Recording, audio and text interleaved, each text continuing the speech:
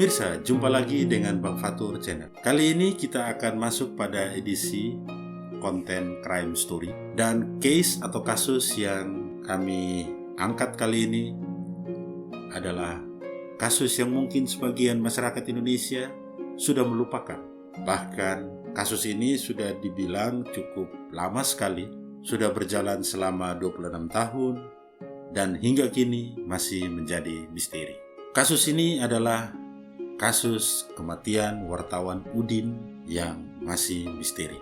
Yuk, sebelum kita masuk kepada videonya, sebelumnya kami minta pemirsa sekalian untuk mendukung channel ini dengan memberikan subscribe, like, dan share sebanyak-banyaknya agar kami terus berkembang guna menghadirkan konten-konten yang produktif, yang bersifat edukatif, dan bernilai positif untuk pemirsa sekalian.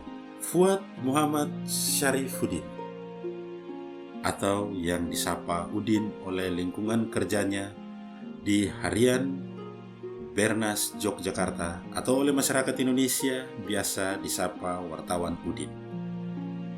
Sudah 26 tahun Udin meninggalkan dunia yang fana. Udin yang bekerja di Harian Bernas sejak 1986 tewas setelah dihabisi oleh orang tak dikenal pada tanggal 16 Agustus 1996 setelah sebelumnya sempat jalani perawatan intensif selama 3 hari. 26 tahun sudah negeri ini seolah melupakan kasus wartawan Udin. Hingga saat ini misteri soal sebab kematian wartawan yang dikenal kritis dan berani ini belum terungkap. Siapa pelakunya? Motif apa yang melatar belakangi hingga Udin harus menghadap sang khalik dengan penuh misteri? Dunia pers Indonesia berduka. Demikian juga dengan seluruh masyarakat Indonesia. Dikutip dari beberapa sumber, semasa hidupnya Udin ini memang dikenal kritis lewat setiap tulisannya terkait dengan kritik dia terhadap kekuasaan Orde Baru dan militer di bangsa ini, terutama di Yogyakarta. Tulisan yang dinilai cukup menyengat diantaranya berjudul 3 Kolonel Ramaikan Bursa Calon Bupati Bantul. Bahkan berita politik soal suksesi Bupati Bantul tersebut tanpa disadari Udin adalah awal malapetaka bagi dirinya. Hingga puncaknya pada suatu hari tepatnya jam 16.50 waktu Indonesia Barat di bulan Agustus, ia dianiaya oleh orang tak dikenal di sekitar rumahnya. Hal inilah yang membuatnya menderita gegar otak dan mengembuskan napas terakhir di Rumah Sakit Bethesda Yogyakarta 3 hari kemudian. Lalu menjadi pertanyaan kritis, bagaimana pihak kepolisian mengungkap kasus ini? Mengapa kasus pembunuhan ini tidak pernah terungkap hingga saat ini, bahkan 26 tahun setelah kejadian ini berlangsung? Seperti dilansir dari berbagai sumber, ada kejadian janggal sebelum kematian Udin. Kejadian aneh tersebut salah satunya adalah pada suatu malam Udin kedatangan tamu yang mengaku sebagai kaur pemerintahan desa Wirokarten, Bantul, dan ingin mengurusi keperluan surat tanah. 2 tamu tersebut adalah Hatta Sunanto, anggota DPRD Bantul pada saat itu, dan seorang calo tanah bernama Suwandi. Namun, setelah pertemuan dengan kedua tamu tersebut, Udin terlihat gelisah. Bahkan di kantor pun, dalam setiap menulis berita, konsentrasinya selalu buyar. Dia bergegas pulang ke Bantul dengan sepeda motornya, seolah firasat menghantui dirinya bahwa hari kematiannya semakin dekat.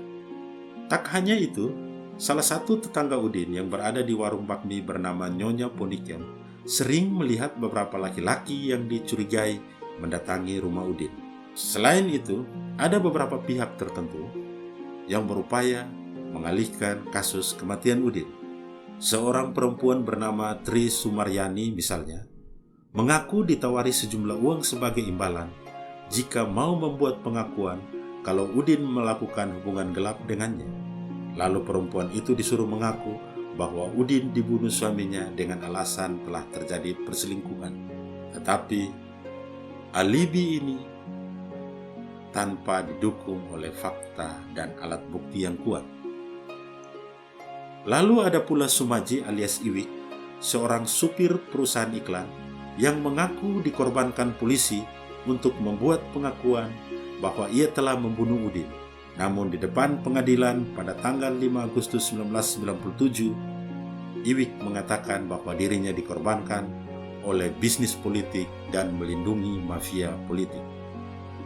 Seiring berjalannya kasus ini, pada tanggal 23 Agustus 1996, setelah kematian Udin, Kapolres Bantul pada saat itu, Letkol Polisi Ade Subardan mengatakan, tidak ada dalang dalam kasus kematian Udin meskipun belum terungkap. Bahkan dia berjanji akan menangkap pelaku pembunuhan Udin dalam waktu 3 hari dari tanggal tersebut. Namun, bukan 3 hari yang didapat, tapi sudah 26 tahun kasus ini masih menjadi misteri. Hingga kini, siapa dalang dan pelaku pembunuhan Udin belum juga terungkap. Bahkan, lembaga peradilan pun juga tak mampu menjadikan kasus pembunuhan pekerja pers itu menjadi terang benderang. Sedikit flashback. Sebelum meninggal juga, Udin disibukkan dengan peliputan pemilihan Bupati Bantul. Pemilihan Bupati Bantul untuk masa jabatan 1996-2001 ini kerap menjadi isu yang hangat dalam setiap berita yang diturunkan Udin di harian Bernas. Ia mengikuti setiap perkembangan peristiwa dengan saksama. Bahkan pemilihan saat itu dianggap alot dan rumit. Pasalnya, terdapat 3 calon yang maju dan semuanya berlatar belakang militer. Salah satu calonnya yang sangat mencolok adalah sang petahana Sri Roso Sudarmo. Keikutsertaan Sri Roso dalam Pilkada Bantul cukup mengejutkan. Pasalnya, menurut Danrem 072 Pamungkas Kolonel Infanteri Abdul Rahman Ghaffar, Sri Roso bakal dipindah tugaskan ke daerah lain. Entah mengapa yang terjadi justru sebaliknya. Masuknya kembali Sri Roso ke gelanggang memicu Udin membongkar bobrok pemerintahan selama tampuk kekuasaan Kabupaten Bantul dipegang oleh Sri Roso. Sri Roso sendiri, menurut Udin dalam tulisannya, dianggap tidak kompeten dan penuh dengan praktek korupsi, kolusi, dan nepotisme. Maka jadilah laporan-laporan yang syarat kritik. Tulisan-tulisan Udin ini bukan hanya menyerang pribadi Suroso dan jabatannya sebagai petahana, tetapi jelas tulisan Udin ini menampar rezim Orde Baru yang pada saat itu berada di senjakala kekuasaan.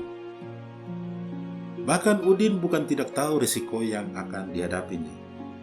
Dirinya tidak khawatir dengan semua laporan yang ditulisnya. Ia sadar bahwa ia sedang melawan tirani.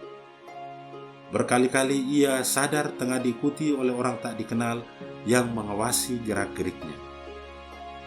Namun, rasa takut tak menghentikan niat Udin untuk terus menulis dan menyebarkan kebenaran kepada publik. Keberanian ini pula yang menuntunnya pada laporan terakhir tentang dugaan kasus korupsi pembangunan jalan dengan tulisan yang diberi judul Proyek Jalan 2 km hanya digarap 1,2 km. Tulisan ini terbit sehari sebelum Udin meninggal. Seluruh sumber pemberitaan, bahkan seluruh pendapat masyarakat pada saat itu menganggap bahwa dugaan dalang di balik pembunuhan Udin ini mengerucut pada satu nama, yakni Bupati Petahana Sri Roso. Tak kehilangan akal, Sri Roso menolak keras hasil penyelidikan itu. Sepekan setelah kematian Udin, Sri Roso menggelar konferensi pers dan menyatakan bahwa dirinya sama sekali tidak terlibat dalam kasus pembunuhan Udin. Pemirsa, Orde Baru sudah tumbang dan tergantikan dengan reformasi. Sayang, kebebasan pers masih punya pekerjaan rumah besar yang belum terselesaikan.